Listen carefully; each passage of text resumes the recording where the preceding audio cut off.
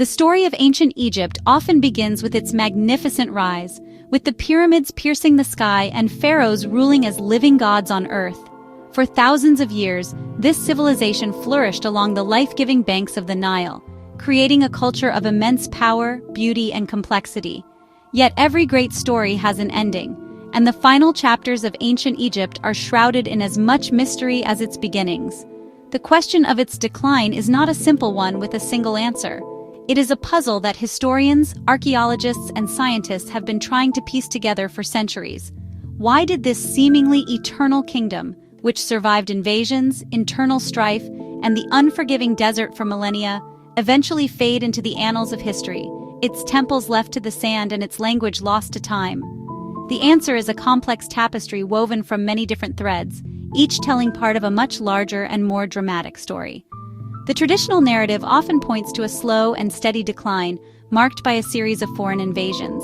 We see the arrival of the Sea Peoples, the conquest by the Assyrians, and later the Persians, each chipping away at Egypt's sovereignty and its sense of unique identity. The final blow is often attributed to the arrival of Alexander the Great, followed by the rule of the Ptolemaic dynasty, and ultimately the absorption of Egypt into the Roman Empire in 30 BCE after the death of Cleopatra VII. These military and political events are undeniably crucial. They represent a fundamental shift in power, where Egypt was no longer the master of its own destiny, but a province in a larger foreign-led empire. This loss of independence eroded the very foundations of pharaonic rule and transformed the cultural and religious landscape of the Nile Valley forever. However, political conquest alone does not fully explain the collapse of a civilization that had endured for over 3,000 years. It fails to capture the internal weaknesses and environmental pressures that made Egypt vulnerable in the first place. Scholars have long debated the role of economic instability, the weakening of the central pharaonic authority, and the growing power of temple priesthoods, which at times rivaled the throne itself. There were periods of internal division and civil war that fragmented the kingdom, making it an easier target for outside forces. These internal struggles were not new to Egypt, but in the later periods, the kingdom seemed to lose its remarkable ability to recover and reunify, suggesting a deeper, more systemic problem was at play. The intricate balance of power, religion, and economy that had sustained Egypt for so long was beginning to unravel from within. Therefore, to truly understand the fall of this great civilization, we must look beyond the battlefield and the royal court. We must consider a combination of factors, a perfect storm of political pressure, social change, and, as recent scientific discoveries suggest, catastrophic environmental events. The disappearance of ancient Egypt was not a sudden event, but a gradual process of transformation and decay. It was a slow fading of the light, rather than the abrupt extinguishing of a flame. Exploring this decline requires us to become detectives, sifting through ancient texts, archaeological remains, and even the geological record itself to uncover the clues. The story of Egypt's end is a cautionary tale about the fragility of even the mightiest of civilizations and the complex interplay of forces that can bring them to their knees. For many years, the story of Egypt's decline was told primarily through the lens of human actions, wars, politics, and power struggles. But a new and compelling protagonist has entered the narrative, one of immense and uncontrollable power, the Earth itself. Recent scientific research has unearthed a fascinating connection between major volcanic eruptions around the globe and significant periods of unrest and decline in ancient Egypt. This theory suggests that massive volcanic events, even those happening thousands of miles away, could have had a devastating impact on the Egyptian climate. The mechanism is straightforward but profound. Large eruptions spew enormous quantities of sulfate aerosols into the stratosphere, creating a veil that reflects sunlight back into space and cools the planet, disrupting global weather patterns in the process. This disruption would have been catastrophic for Egypt, a civilization utterly dependent on the predictable annual flooding of the Nile. The river's inundation, fed by the monsoonal rains in the Ethiopian highlands, was the very heartbeat of the nation. It deposited fertile black silt upon the fields, allowing for the abundant harvest that sustained the population, funded the state, and powered its grand building projects. The volcanic climate theory posits that the global cooling caused by eruptions would have suppressed these vital African monsoon rains. A weaker monsoon meant a lower Nile flood, which in turn led to drought, agricultural failure, and widespread famine. This wasn't just a bad harvest. It was a crisis that struck at the core of Egyptian life and the pharaoh's divine authority. Historical records seem to support this dramatic scientific evidence. When researchers cross-reference ice core data, which provides a precise timeline of major volcanic eruptions, with ancient Egyptian records, a startling pattern emerges. Key moments of political and social turmoil in Egypt, particularly during the Ptolemaic period, coincide remarkably with the aftermath of these distant eruptions. For instance, texts from this era describe revolts, social unrest, and the abandonment of major state projects. These events, previously attributed solely to political infighting or economic mismanagement, can now be seen in a new light. They were likely exacerbated, if not directly caused, by the severe food shortages and economic distress resulting from the Nile's failure to deliver its life-sustaining waters, a failure orchestrated by volcanoes on the other side of the world. This theory fundamentally changes our understanding of the fall of ancient Egypt. It suggests that the kingdom's final centuries were not just a story of military defeat by Rome, but also a struggle against an invisible and unpredictable enemy, climate change. Pharaohs, who were seen as intermediaries between the gods and mortals, were expected to ensure the Nile's bounty. When the river failed year after year, it would have been perceived as a sign that the pharaoh had lost divine favor, undermining their legitimacy and fueling civil unrest. This environmental pressure created a fertile ground for rebellion and made the kingdom far more vulnerable to the external threats it faced. The great Egyptian civilization was not just conquered, it was weakened from within by a force of nature it could neither understand nor control. Long before its decline, ancient Egypt stood as a beacon of knowledge and innovation, a civilization whose scientific achievements were as monumental as its pyramids. The Egyptians were, above all, practical people. Their science was not an abstract pursuit, but a tool, developed and refined to solve the challenges of their environment and to serve the needs of the state, their religion, and their daily lives. They were keen observers of the natural world, and from this observation, they developed sophisticated systems of mathematics, engineering, and timekeeping. Their world was governed by cycles, the daily journey of the sun god Ra across the sky and the annual flooding of the Nile, and their science was born from the need to understand, predict, and harness these powerful rhythms for their own survival and prosperity. Mathematics, for the Egyptians, was an essential instrument for a well-ordered society. They developed a decimal system and employed surprisingly advanced mathematical principles for practical purposes. Their scribes were adept at multiplication, division, and working with fractions, skills that were crucial for calculating crop yields, levying taxes, and distributing food rations to the vast armies of workers who built the temples and tombs. This was not theoretical mathematics for its own sake. It was applied arithmetic on a massive scale. It allowed the state to manage its resources, plan for the future, and maintain the complex bureaucracy that was the backbone of the Egyptian kingdom. The precision required for their architectural wonders would have been impossible without this solid mathematical foundation. The ingenuity of Egyptian science is perhaps most visible in their technological innovations, which were often simple in concept but brilliant in application. They were masters of irrigation, digging a complex network of canals and channels to manage the Nile's floodwaters and bring life to fields far from the riverbank. They invented tools like the shadoof, a weighted lever mechanism used to lift water from the river to the canals, a technology so effective it is still used in parts of Egypt today. They also pioneered manufacturing techniques, creating everything from papyrus, the world's first paper, to faience, a vibrant glazed ceramic that was one of their most cherished exports. These were not just inventions, they were the engines of the Egyptian economy and the building blocks of their daily existence. Ultimately, Egyptian science was a holistic endeavor, deeply intertwined with every other aspect of their culture. It was not separated from art, religion, or governance, but was an integral part of them all. The same mathematical knowledge used to calculate taxes was also used to align temples with celestial bodies. The same understanding of chemistry used to create vibrant pigments for tomb paintings was also used to mix compounds for mummification. This fusion of the practical and the sacred, the earthly and the divine, is what makes Egyptian science so fascinating. It was a system of knowledge that sought not just to understand the world, but to maintain balance, or ma'at, the fundamental order of the universe, in all things.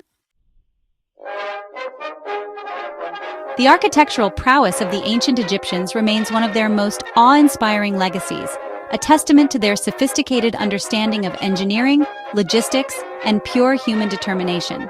When we gaze upon the Great Pyramid of Giza or walk through the colossal hypostyle hall at Karnak, we are not just seeing ancient monuments. We are witnessing the physical manifestation of their scientific knowledge. These structures were not built by magic or alien technology, but by meticulous planning, mathematical precision, and an organizational capacity that could mobilize and manage a workforce of tens of thousands. The Egyptians were master builders who had an intuitive yet profound grasp of geometry, physics, and material science, allowing them to quarry, transport, and lift multi-ton blocks of stone with astonishing accuracy. The construction of a pyramid or a temple began long before the first stone was laid. It started with a plan, a blueprint that required precise astronomical alignments. The sides of the Great Pyramid, for example, are aligned almost perfectly with the four cardinal directions, an achievement that required a deep understanding of the stars. Egyptian surveyors used simple but effective tools, like the merkit, an instrument for measuring celestial alignments, and the groma, a surveying tool for right angles, to lay out foundations with an accuracy that modern engineers would find impressive. They understood how to create perfectly flat bases and how to calculate angles to ensure the sloping sides of a pyramid would meet at a single point high above the desert floor. This was sacred geometry, where mathematics served a divine purpose. The logistical challenges of these projects were immense. Millions of tons of limestone and granite had to be quarried, often from sites hundreds of miles away, and transported to the construction site. The Egyptians achieved this by using the Nile as a superhighway, floating the massive blocks on wooden barges during the annual inundation. Once at the site, the challenge of lifting these stones into place began. While the exact methods are still debated, it is widely believed they employed a system of ramps, sledges, and levers. Illustrations from tombs and archaeological evidence suggest that vast teams of workers would haul the stones up earthen ramps, which were likely lubricated with water to reduce friction. It was a combination of raw manpower and clever physics, a system that valued collective effort and intelligent engineering over complex machinery. Ultimately, these architectural marvels were more than just buildings. They were machines of resurrection and gateways to the afterlife. Their design and construction were infused with religious symbolism and purpose. The pyramid represented the primordial mound from which the world was created and served as a ladder for the deceased pharaoh's soul to ascend to the heavens. The temples were designed as microcosms of the universe, with their dark inner sanctuaries representing the moment of creation. Therefore, Egyptian architecture was the ultimate fusion of science and faith. It was a practical application of advanced knowledge, all directed toward a single overarching goal: to defy mortality and ensure the eternal continuity of life, both for the individual soul and for the civilization itself. In the ancient world, where illness was often seen as a divine punishment or the work of malevolent spirits, Egyptian medicine stood out for its remarkably scientific and systematic approach. While magic and prayer were certainly part of the healing process, Egyptian physicians, known as WNW, developed a practical medical system based on observation, diagnosis, and treatment. This knowledge is preserved in several surviving medical papyri, most notably the Ebers Papyrus and the Edwin Smith Papyrus. These ancient texts reveal a level of medical sophistication that was, honestly, unparalleled for its time, combining detailed anatomical knowledge with a pharmacopoeia of effective remedies, and even complex surgical procedures. The Egyptians were, in many ways, the first true clinical diagnosticians in history. The Edwin Smith Papyrus is particularly remarkable for its rational and methodical approach to trauma and injury. It presents 48 case studies, mostly of wounds to the head, neck, and torso, organized systematically from head to toe. For each case, the text provides a title, a detailed examination, a diagnosis, and a prognosis, which could be categorized as an ailment I will treat, an ailment with which I will contend, or an ailment not to be treated. This represents a stunningly modern form of medical triage. The papyrus describes procedures like setting broken bones, stitching wounds, and even details observations of the brain and its pulsations, demonstrating a clear link between a head injury and its effects on the body. This was medicine based on physical evidence, not supernatural belief. Alongside surgery, Egyptian physicians possessed an extensive knowledge of pharmacology. The Ebers Papyrus, for instance, contains over 700 magical spells and folk remedies for a wide range of ailments, from digestive problems and eye diseases to depression. While some of these cures were based on pure magic, many others contained active ingredients that we now know have genuine medicinal properties. They used honey, with its natural antibacterial qualities, to treat wounds. Willow bark, a source of salicylic acid, the active ingredient in aspirin, was prescribed for pain and inflammation. They also used substances like senna as a laxative and pomegranate to treat intestinal parasites. This extensive knowledge of plants and minerals formed a practical and effective pharmacy that served the health needs of the population for centuries. The practice of mummification, while primarily a religious ritual, also provided the Egyptians with a unique, if unintentional, opportunity to study human anatomy. The process of removing the internal organs, except for the heart, which was believed to be the seat of intelligence, gave embalmers an intimate, hands-on knowledge of the body's internal structure. While it is debated how much of this embalmer's knowledge was transferred to the SWNW, it undoubtedly contributed to a broader cultural understanding of the body. Egyptian medicine was therefore a complex blend of science, religion, and practical experience. It was a system that sought to heal the physical body while also appeasing the gods, recognizing that in their worldview, health and spiritual well-being were inextricably linked. For the ancient Egyptians, the sky was not a void, but a second river, a celestial Nile across which the gods sailed in their divine barks. Astronomy was therefore not merely the study of distant lights, it was a sacred science, a way of deciphering the intentions of the gods and understanding the fundamental order, or ma'at, that governed the universe.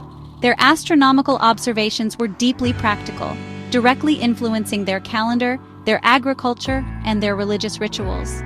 The predictable cycles of the sun, moon, and stars provided a blueprint for life on Earth, and the ability to track these cycles was a source of immense power and stability for the kingdom. The scribes who watched the heavens were mapping the divine, ensuring that human activity remained in harmony with the cosmic rhythm. The most important achievement of Egyptian astronomy was the creation of their civil calendar, a masterpiece of timekeeping that was arguably the most accurate in the ancient world. They observed that the star Sirius, which they called Sopdet, disappeared from the sky for 70 days each year, and that its reappearance on the eastern horizon just before sunrise, an event known as the heliacal rising, coincided almost perfectly with the beginning of the Nile's annual flood. This observation became the anchor for their year.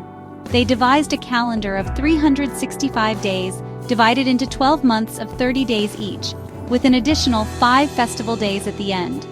This calendar was so logical and reliable that it was later adopted by the Romans, and with the addition of a leap day, it forms the basis of the calendar we use today.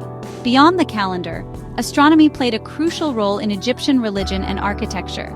Temples were often oriented to align with specific celestial events, such as the rising sun on a solstice or the position of a particular star. The Temple of Abu Simbel, for example, was brilliantly engineered so that twice a year, on the approximate dates of Ramses II's accession and birth, the rising sun's rays would penetrate the temple's dark interior and illuminate the statues of the gods seated within. This was not just an architectural flourish, it was a powerful piece of religious theater, a public demonstration of the pharaoh's connection to the divine cosmos. It reinforced the idea that the king, like the sun god Ra, was a source of light and life for the kingdom. The Egyptians also developed a system of constellations, though they were different from the Greco-Roman ones we are familiar with. They mapped the northern stars, the imperishable ones that never set below the horizon, which they associated with eternity. They also created star clocks, known as decan charts, which used the rising of 36 specific star groups to tell the time during the night. These charts, often painted on the ceilings of tombs and on coffin lids, were meant to help the deceased navigate the hours of darkness in the afterlife. In every aspect, from the grand alignment of a temple to the intimate decoration of a coffin, Egyptian astronomy blended the practical need for timekeeping with the profound spiritual need to find humanity's place within an ordered and divine universe.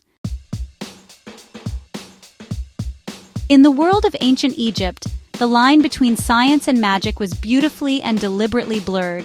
What we might dismiss today as superstition, the Egyptians understood as Heka, one of the fundamental forces used by the creator god to bring the universe into being. Heka was not simply witchcraft or trickery, it was the divine power that animated the cosmos, the energy that made all things possible. It was both a god and a practice, a sacred science wielded by priests and physicians to influence the world.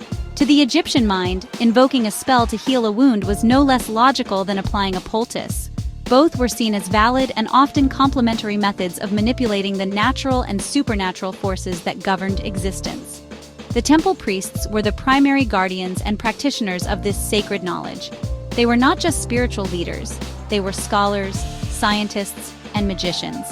Within the temple precincts, in institutions known as the House of Life, scribes meticulously copied, studied, and preserved ancient texts covering everything from medicine and mathematics to theology and ritual magic. These were the centers of intellectual life in Egypt. Here, priests learned the complex rituals, incantations, and divine names that were believed to grant them a measure of control over the world. They believed that words, both spoken and written, held immense creative power. To know the true name of something was to have power over it, and this principle was the cornerstone of their magical practice. This magical science was applied in countless areas of Egyptian life. Amulets, inscribed with powerful symbols like the Ankh for life, the Djed pillar for stability, or the Eye of Horus for protection and healing, were worn by everyone, from the pharaoh to the common farmer, as a form of applied Heka to ward off danger and illness. Doctors would recite incantations over their patients as they administered medicine, believing the spoken spell activated the healing properties of the remedy. Architects incorporated magical symbols and texts into the very fabric of their buildings to ensure their stability and protect those within. Magic was a practical tool, a form of divine technology used to ensure safety, health, and prosperity in a world filled with potential dangers, both seen and unseen.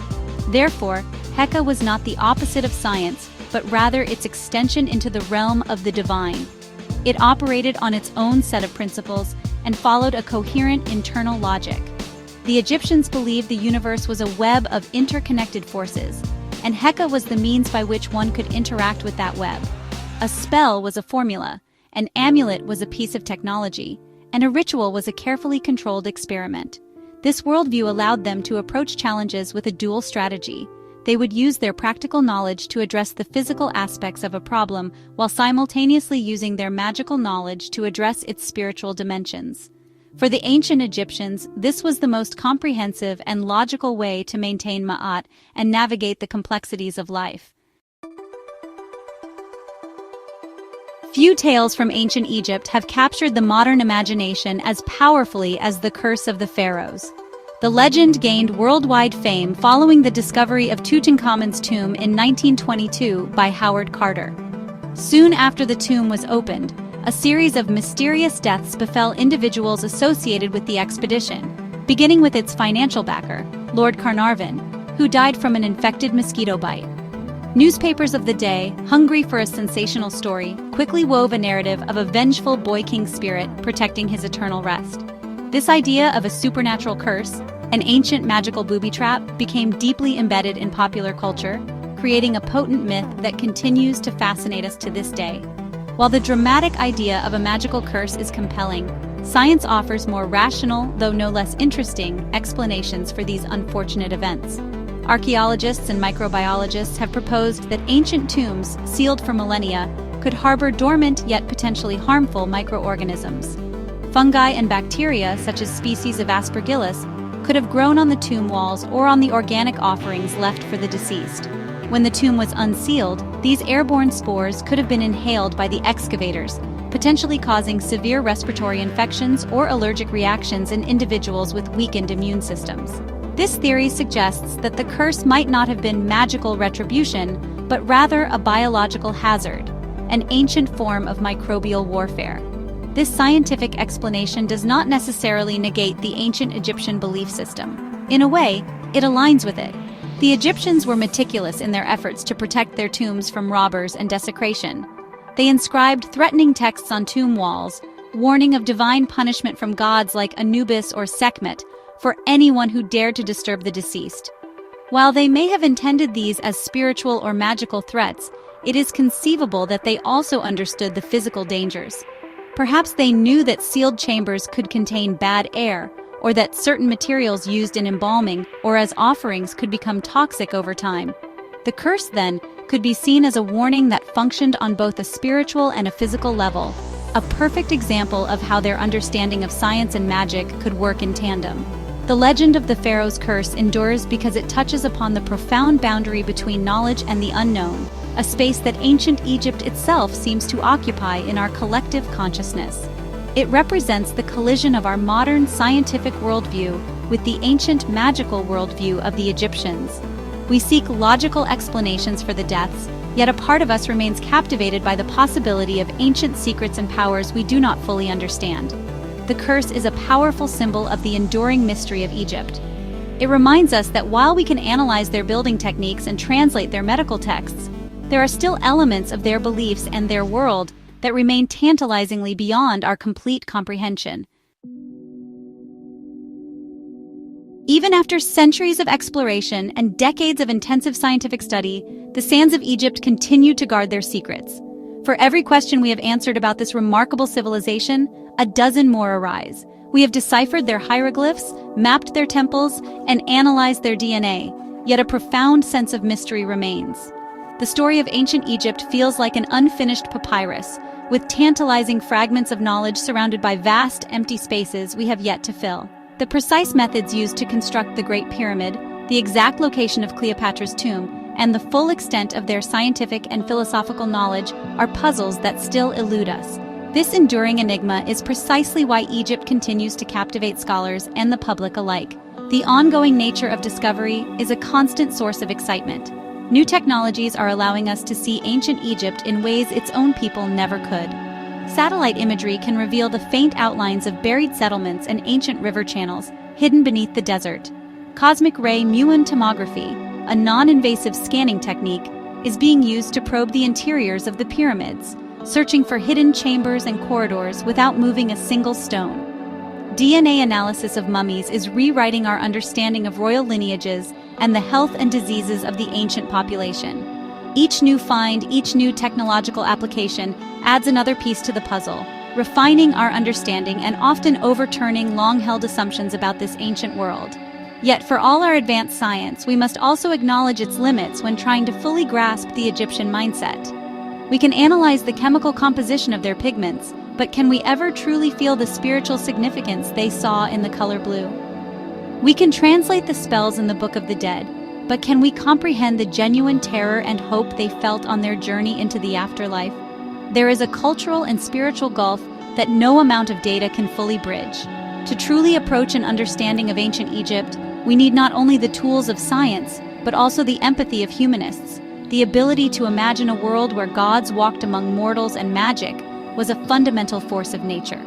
The fall of ancient Egypt, like its rise, was a complex process driven by a confluence of factors we are still working to unravel, from the political ambitions of Rome to the climatic shifts caused by distant volcanoes. The civilization did not vanish overnight. It transformed, adapted, and was eventually absorbed into new cultures, leaving behind a legacy that has shaped the world.